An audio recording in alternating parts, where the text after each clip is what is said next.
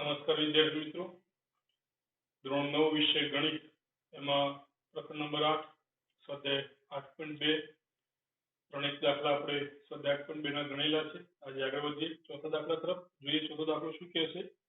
તો સમલંબ ચતુષ્કોણ ABCD માં આપણને ABCD એક સમલંબ ચતુષ્કોણ આપેલો છે.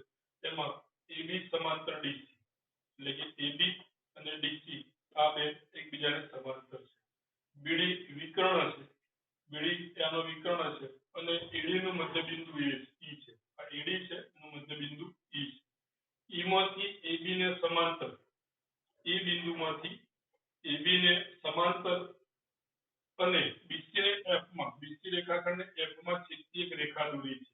F એ BC નું મધ્યબિંદુ છે તેમ બતાવો. એટલે F છે એ BC રેખાખંડનું મધ્યબિંદુ છે એવું આપણે બતાવવું છે. આપણે આમાં સૌપ્રથમ એવું કરીએ કે આ જે સમલંબ ચતુષ્કોણ ABCD આપેલો છે એમાં વિકર્ણ BD એ EF રેખાને આ બિંદુમાં છેદે છે. એ બિંદુનું નામ આપી દઈએ આપણે. આને કહીએ ABCD EF, તો આને લઈ લઈએ G આપણે. બરાબર? તો કે સમલંબ ચતુષ્કોણ ABCD એમાં વિકર્ણ BD છે એ અને EF પરસ્પર એકબીજાને G બિંદુમાં છેદે છે. તો આને F છે મારે BC નું મધ્યબિંદુ બતાવવું છે. શું કરીશું આપણે? તો સૌપ્રથમ આ જે ત્રિકોણ આવેલો છે DAB અથવા તો ABD, આ જે ત્રિકોણ છે આ ત્રિકોણમાં આપણે G ને BD નું મધ્યબિંદુ બતાવીશું. ત્યાર પછી આ ત્રિકોણ લઈશું આપણે અને એ ત્રિકોણમાં આપણે F ને BC નું મધ્યબિંદુ બતાવીશું. તો એ રીતે આપણે આગળ ચાલીશું. જોઈએ આકૃતિમાં દર્શાવ્યા મુજબ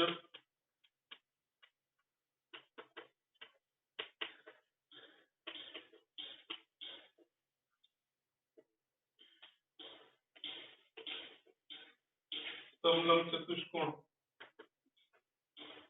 ABCD નું વિકર્ણ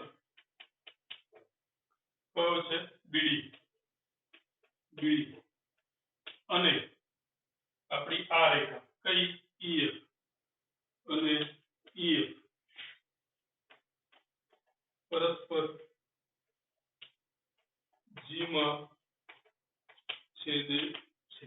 આવું આપણે લઈ લઈએ છીએ કે આ બંને રેખા વિકર્ણ અને EF એ G માં છેદે છે.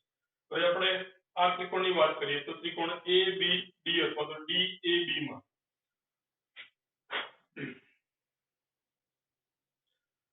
તો ત્રિકોણ DAB માં આપણી પાસે શું છે? તો કે EF AB ને સમાંતર છે. E માંથી AB ને સમાંતર અને BC ને F માં છેદતી એક રેખા દોરી છે. એટલે AB ને E માંથી AB ને સમાંતર અને BC ને F માં છેદતી એક રેખા દોરેલી છે. એટલે આ જે EF છે એ સમાંતર AB છે. EF સમાંતર AB છે એટલે આપણે કહી શકીએ કે EG છે એ સમાંતર AB થાય. તો કે DAB માં આપણે લઈએ EF અથવા તો EG લખીએ.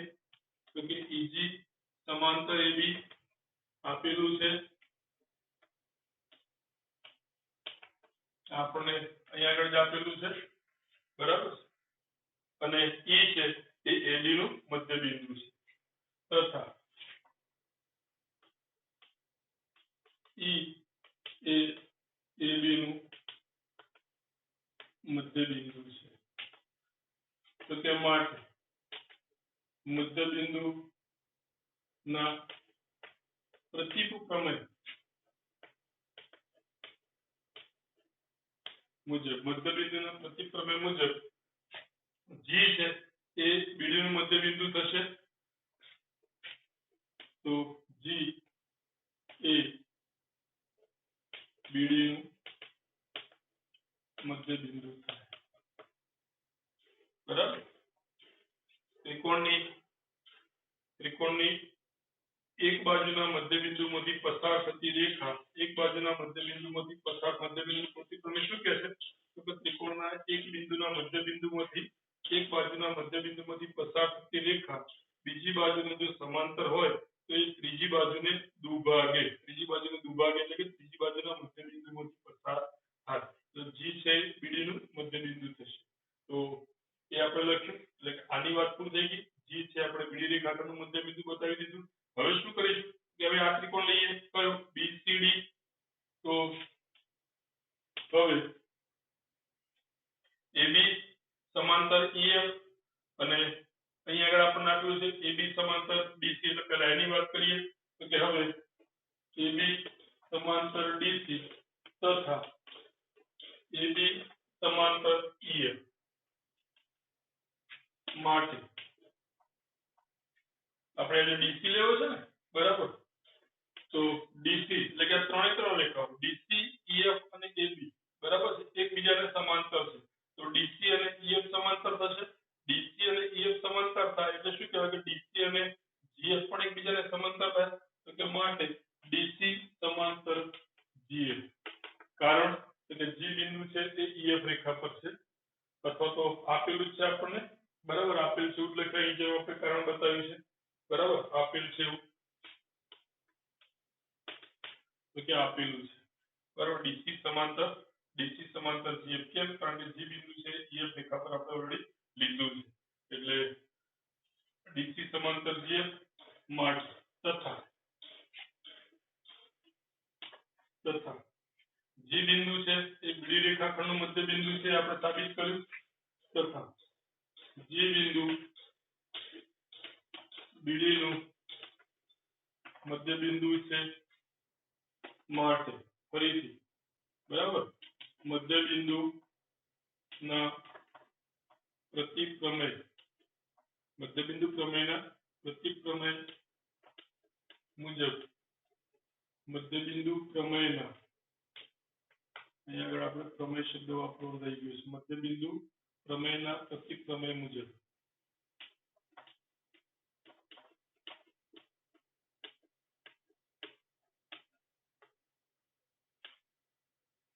હવે શું થશે જુઓ તો કે આ જે ત્રિકોણ છે, આ ત્રિકોણમાં આપણી પાસે શું આવ્યું તો કે આ જે ત્રિકોણની એક બાજુ એટલે કે BD એના મધ્ય બિંદુ G માંથી પસાર થતી અને એની બીજી બાજુને સમાંતર જે રેખા છે એ ત્રીજી બાજુને દુભાગે. ત્રીજી બાજુને દુભાગે એટલે કે F માંથી પસાર થાય પણ F દુભાગે તેનો અર્થ શું થશે કે F છે BC નું મધ્ય બિંદુ થાય. તો લખીએ આપણે તો કયું મુજબ F એ BC નું મધ્ય બિંદુ, જે આપણે સાબિત કર્યું.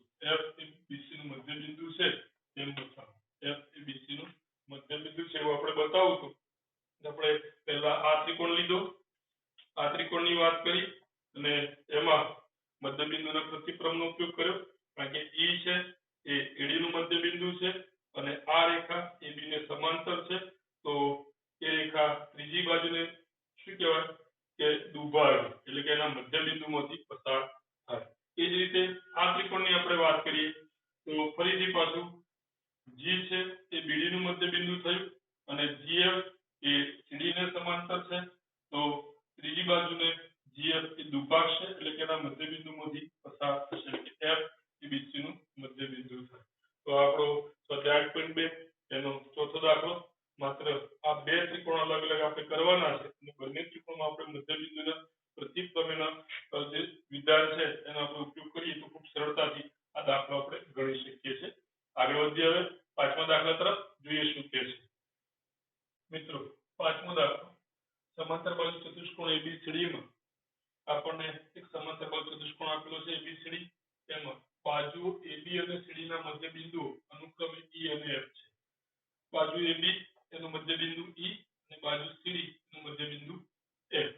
સાબિત કરો કે રેખાખંડ AF એટલે કે આ રેખાખંડ AF અને રેખાખંડ EC, આ રેખાખંડ EC વિકર્ણ BD નું, આ વિકર્ણ BD છે એનું ત્રણ સમાન ભાગમાં વિભાજન કરે છે. એટલે વિકર્ણ BD નું ત્રણ સમાન ભાગમાં, એટલે આ બે રેખાખંડથી જે ત્રણ ભાગ પડે છે, પહેલો ભાગ, બીજો ભાગ અને ત્રીજો ભાગ, આ ત્રણ ભાગ કેવા છે સરખા છે એવું મારે બતાવવું છે. ધારો કે આ જે બે બિંદુઓ છે એ બે બિંદુઓને આપણે નામ આપી દઈએ P અને Q.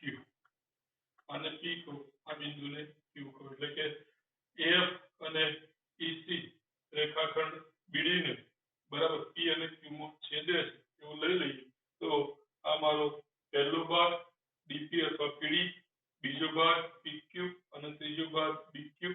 આ ત્રણ ભાગ મારા કેવા છે સરખા એવું મારે બતાવવું છે. જોઈએ આપણે તો કેવી રીતે સાબિત કરીશું. સૌપ્રથમ આપણી પાસે આ જે આવે છે AECF એને આપણે સમાંતર બાજુ ચતુષ્કોણ બતાવી દઈએ. સમાંતર બાજુ ચતુષ્કોણ બતાવીશું એટલે કે આ રેખા અને આ રેખા એકબીજાને સમાંતર થશે. આ રેખા અને આ રેખા એકબીજાને સમાંતર થશે.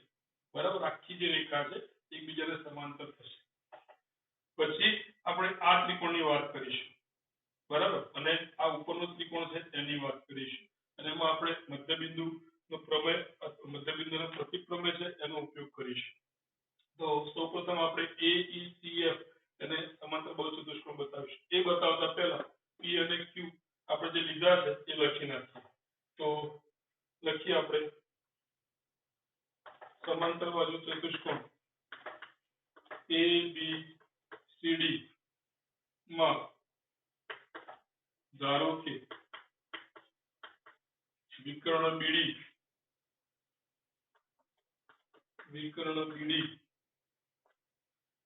રેખાખંડ AF અને EC રેખાખંડ AF અને EC ને અનુક્રમે P અને Q માં છેદે છે.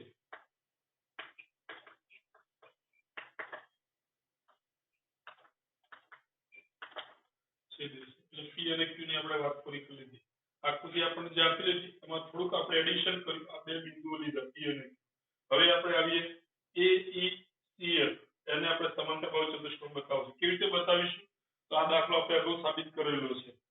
તો ABCD એ સમાંતર છે એટલે આ સામસામેની બાજુઓ કેવી થશે તો એકબીજાને સમાંતર અને સરખી થશે. સામસામેની બાજુ એકબીજાને સમાંતર અને સરખી થાય તો આ બંને પણ એકબીજાને સમાંતર થશે. સરખા થશે તો કે હા, કારણ કે F અને E છે મધ્યબિંદુ છે એટલે E અને CF પણ કેવા થશે સરખા થશે. તો આ બંને ભાગ મારા સમાંતર અને સરખા. તો સામસામેની બાજુ મારી સમાંતર અને સરખી છે તો કે આ જે આવ્યો આપણો ચતુષ્કોણ AECF એ મારો કેવો થશે સમાંતર બાજુ ચતુષ્કોણ થશે. એટલે સૌથી પહેલા આપણે એક કામ કરીએ.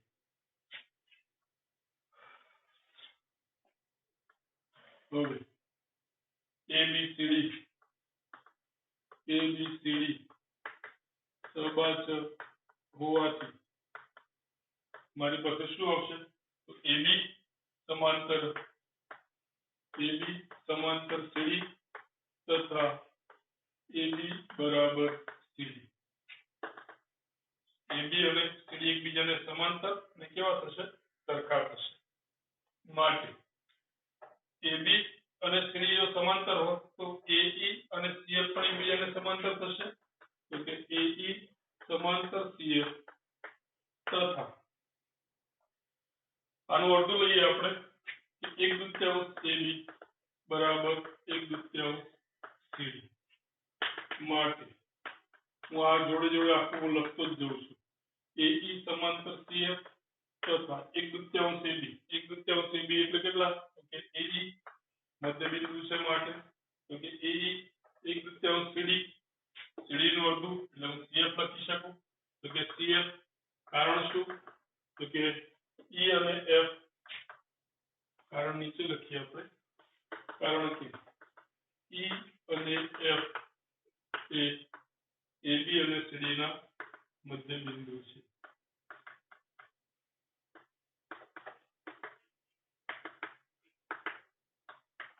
ઓકે, તો AE સમાંતર CF આવી ગયું. AE અને CF એકબીજાને સમાંતર છે તથા AE અને CF બંને કેવા આવી ગયા સરખા. તો ચતુષ્કોણમાં સામસામેની બાજુ મારી સમાંતર થઈ અને સરખી થઈ તો એવો ચતુષ્કોણ કે શું કહેવાય સમાંતર બાજુ ચતુષ્કોણ. તો કે માટે બરાબર ચતુષ્કોણ કયો AECF એ સબાચર છે એવું આપણે કહી શકીએ.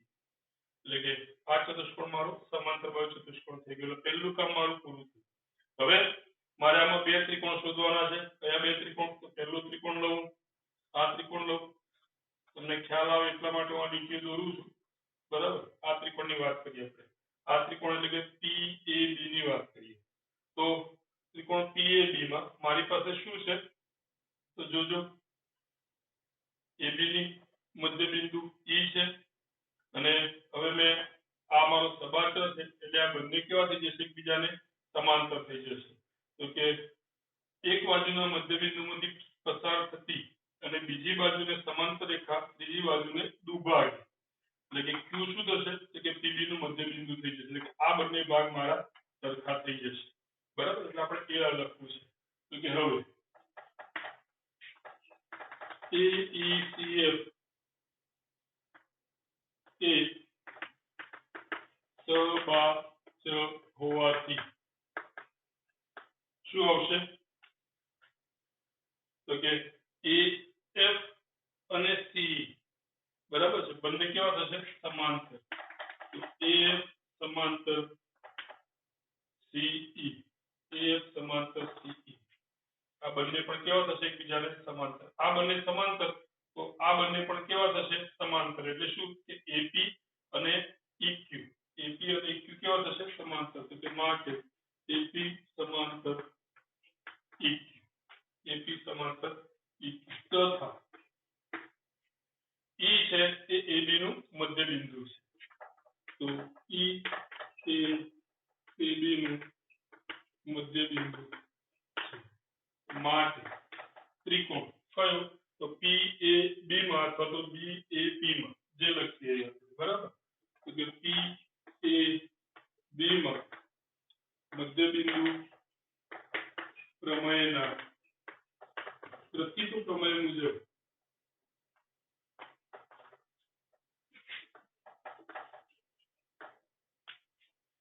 મધ્ય બિંદુ પ્રમેયના પ્રતીક પ્રમેય મુજબ શું આવશે તો જો E એ AB નું મધ્ય બિંદુ છે તો કે એક બાજુના ત્રિકોણની એક બાજુના મધ્ય બિંદુમાંથી પસાર થતી અને બીજી બાજુને સમાંતર બરાબર રેખા ત્રીજી બાજુને દુભાગે એટલે કે બીજી બાજુ ને કઈ જગ્યાએ છેદે છે Q તો Q બિંદુમાં છેદે છે Q શું થશે EB નું મધ્ય બિંદુ થશે કે મુજબ બરાબર Q એ EB નું મધ્ય બિંદુ થાય અને Q જો PB નું મધ્ય બિંદુ થાય તો આ બંને ભાગ મારા કેવા થશે સરખા થશે એટલે હું શું લખી શકું તો કે PQ બરાબર DQ PQ બરાબર DQ આને પરિણામ નંબર હું આપું છું 1 આને પરિણામ નંબર આપણે 1 હવે આપણે આવીએ બીજા ત્રિકોણ ઉપર બીજા ત્રિકોણમાં ફરીથી પાછી જ રીતે બીજો ત્રિકોણ કયો કે આપણો આ ત્રિકોણની વાત કરીએ આપણે તો આ ત્રિકોણમાં પણ એ જ રીતે CD નું મધ્ય બિંદુ કયું છે F આ મારો સબાચર છે એટલે કે આ બંને રેખાઓ પરસ્પર એકબીજાને સમાંતર અને F છે CD નું મધ્ય બિંદુ છે તો ફરીથી પાછું મધ્ય બિંદુના પ્રતીક પ્રમેય મુજબ શું થશે તો કે ત્રિકોણના બરાબર ત્રિકોણની એક બાજુના મધ્ય બિંદુમાંથી પસાર થતી અને બીજી બાજુને સમાંતર એક બાજુના મધ્ય બિંદુમાંથી પસાર થતી અને બીજી બાજુને સમાંતર રેખા ત્રીજી બાજુને દુભાગે એટલે ત્રીજી બાજુને દુભાગે તો DQ ને દુભાગે એટલે આ બંને મારા કેવા સરખા એટલે શું આવશે તો કે PQ બરાબર PD અથવા તો DP જે લખીએ આપણે તો એ લઈએ આપણે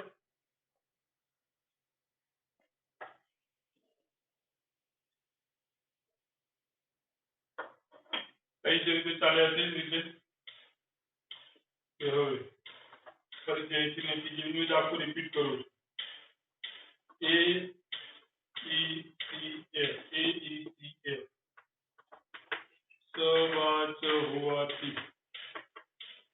સબાચર હોવાથી મારી પાસે શું આવશે AF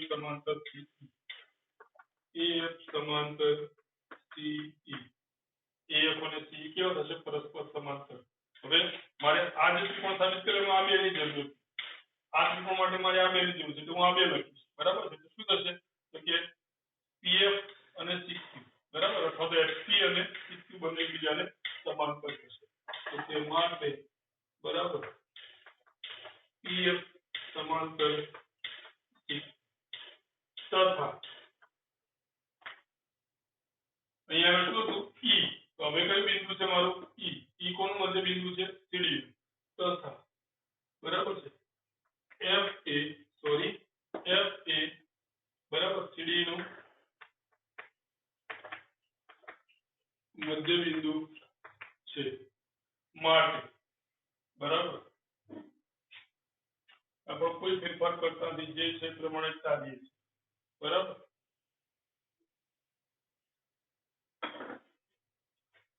તો કે માટે ત્રિકોણ આ તો કે DQC અથવા તો CQD જે લખીએ આપણે બરાબર તો DQC ત્રિકોણ DQC માં બરાબર મધ્ય બિંદુ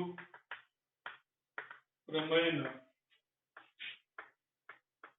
પ્રતીક પ્રમેય મુજબ શું આવશે મારી પાસે પ્રતીક પ્રમેય મુજબ શું આવશે તો કે P બિંદુ બરાબર એ DQ નું બરાબર મધ્ય બિંદુ થાય મુજબ P બિંદુ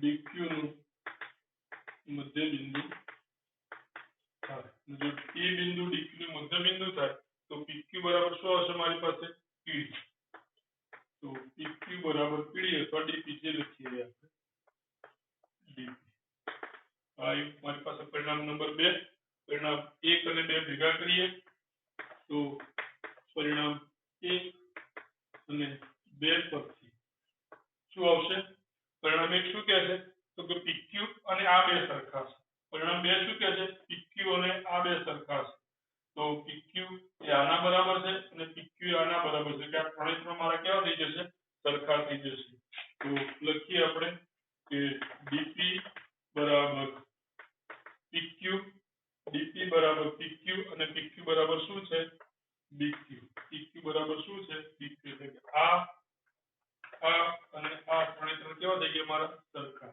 અને માટે લખી શકીએ કે રેખાખંડ AF અને EC વિકર્ણ BD નું 3 સમાન ભાગમાં વિભાજન કરે છે તો લખી નાખીએ આપણો જવાબ કે માટે રેખાખંડ AF અને CE અથવા EC AF અને EC એ વિકર્ણ BD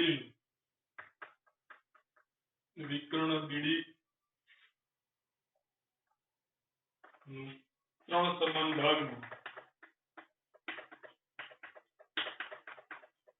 વિભાજન કરે છે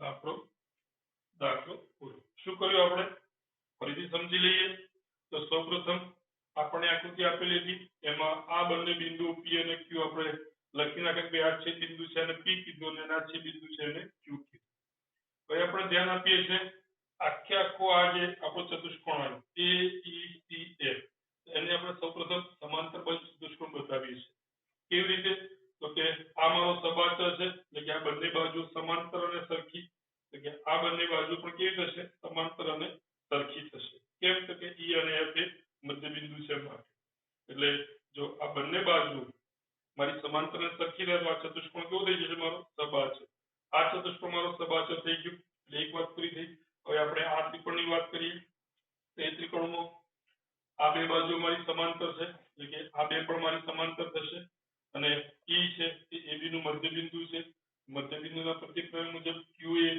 આ બાજુનું પણ મધ્ય બિંદુ થાય PB નું પણ મધ્ય બિંદુ થાય એટલે એ આપણે લખી નાખ્યું કે PQ અને PQ બંને કેવા થશે મારા સમાન એ જ રીતે હવે આ ત્રિકોણમાં તો કે આ ત્રિકોણમાં મારી આ બે બાજુ સમાંતર છે તો કે આ બે બાજુ પણ એકબીજાને સમાંતર થશે ત્રિકોણમાં બરાબર તથા F એ CD નું મધ્ય બિંદુ છે તો મધ્ય બિંદુ પ્રમેયના પ્રતીક પ્રમેય મુજબ P છે એ આનું મધ્ય બિંદુ થાય તો PQ અને આ બે મારા સરખા થશે તો બંને પરિણામને ભેગા કરીએ તો શું આવશે તો કે DP બરાબર PQ બરાબર DQ એટલે તો કે AF અને EC રેખાખંડ છે એ BD વિકર્ણને 3 સમાન ભાગમાં વિભાજન કરે છે જે આપણે સાબિત કરવું તો નંબર 5 સર સ્વાધ્યાય 8.2 ખૂબ સરળ છે મિત્રો, તમે જોશો તો ખૂબ સરળતાથી આપણને ખ્યાલ આવે એવું છે.